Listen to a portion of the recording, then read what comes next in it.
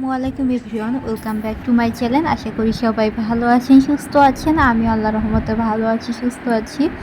তো চলে এলাম এবারের মতো বিদায় ব্লগ নিয়ে। তো আজ আমি ঢাকায় চলে যাব। আমাদের গাড়ি হচ্ছে রাত 11টায়।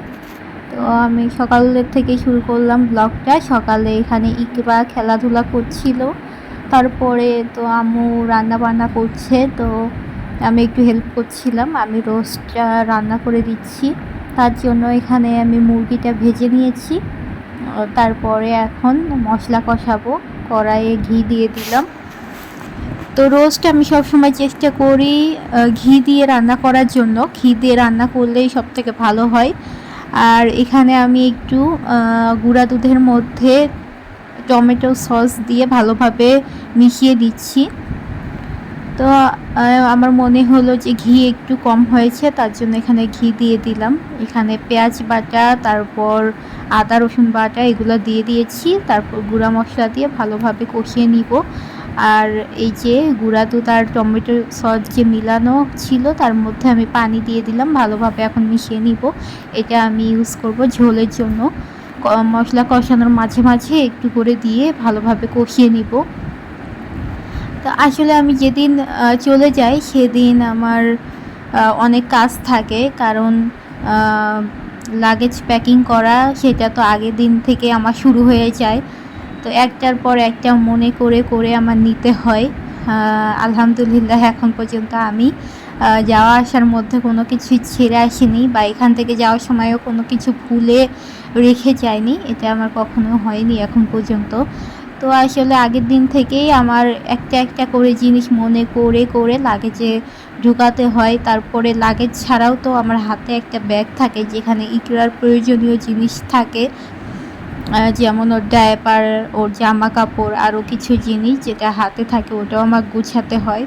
তো গোছাগুছি করতেই আমার দিনের বেশিরভাগ সময় চলে যায়। আমি আসার সময় তো প্রত্যেকবার রাতের গাড়িতেই আসি, কারণ স্লিপারে আসতে হয়। আর আমাদের ওখান থেকে স্লিপার শুধুমাত্র রাতেই ছেড়ে যায়।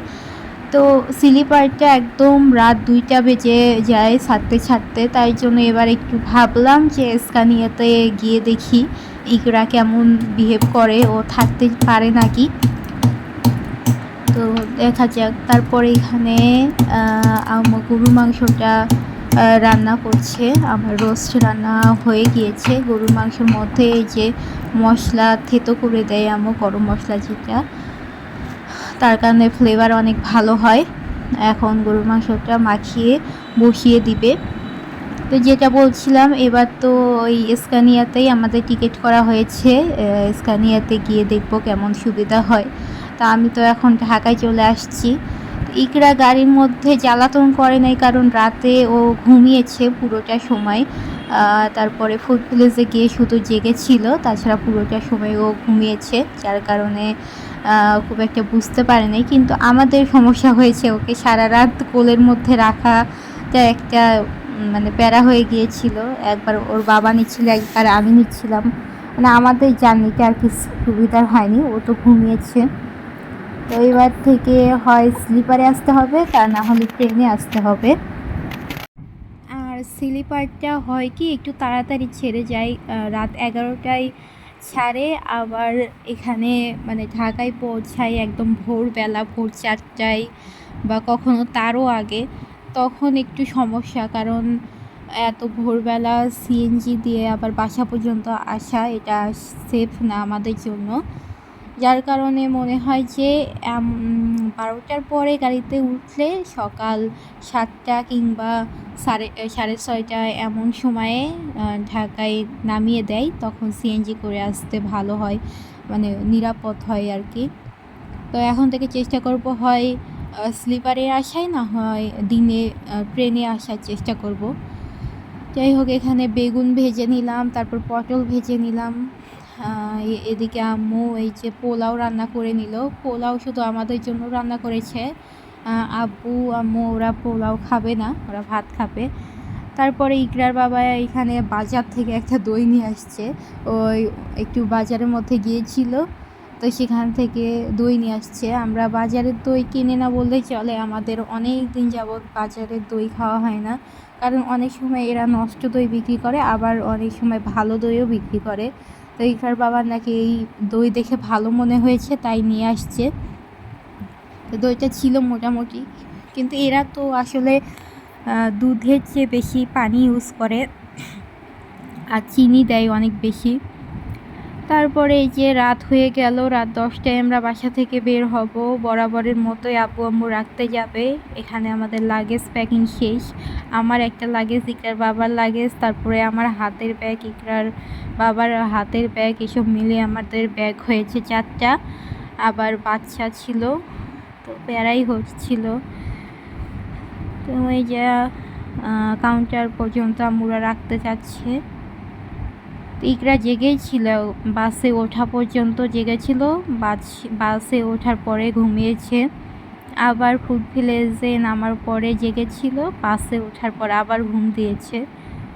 যাই হোক, এই যে কাউন্টার আবার চেঞ্জ করেছে, আগে যে জায়গায় ছিল সেই জায়গায় নাই। আমরা যাব নাবিলে, হানিফ আর নাবিল পাশাপাশি, তো এখানে বসেছিলাম। তো গাড়ি একদম ঠিক টাইমে আসছে, রংপুর থেকে আসে গাড়িটা। আবার ঢাকায়ও তাড়াতাড়ি পৌঁছাইছি, আমরা 4টার দিকে ঢাকায় আসছি।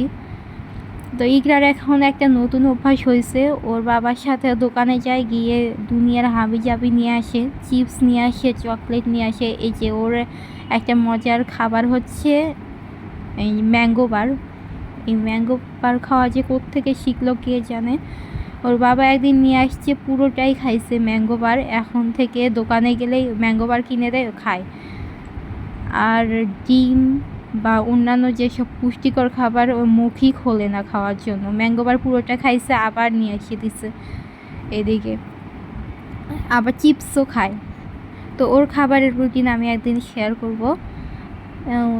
আমরা গাড়িতে উঠেছিলাম, তখন আর ভিডিও করতে পারিনি। তারপরে আম্মুরা তো আমাদের বিদায় দিয়ে বাসায় চলে গিয়েছে। গাড়িতে ওঠার পর ইকরা ঘুম দিয়েছিল, আমরা ঘুমাতে পারিনি, ঘুম আসে নাই আর কি। তারপরে এখানে রাত বোধহয় 1টা বাজে, তখন আমরা ফুড ভিলেজে চলে আসছি। এটা নাবিল ফুড ভিলেজ। এই ফুড ভিলেজে আমার আগেও আসা হয়েছে, এই যে এবারও আসলাম। ফুড ভিলেজটা অনেক সুন্দর, অন্যান্য ফুড ভিলেজের থেকে এটা অনেক পরিষ্কার। নতুন তো, এই জন্য অনেক বেশি পরিষ্কার এখন পর্যন্ত। তো আমি একটা স্যান্ডউইচ নিয়েছিলাম, ও একটা ফালুদা নিয়েছিল। আমরা তো রাতে ডিনার করেছি অনেক আগে, তো একটু হালকা পাতলা নাস্তা করে নিলাম। তো আগে এখানে আসা হয় নাই, কারণ আগে তো স্লিপারেই যাতায়াত করেছি, ইকরা পেটে থাকা অবস্থায়ও। কিন্তু এর আগে থেকে আমরা আবার নাবিলে চলাচল করতাম, এখন করা হয় না। তো যাই হোক, এই ছিল আজকের ব্লগ। এখন থেকে দেখবেন ঢাকার ব্লগ। আল্লাহ।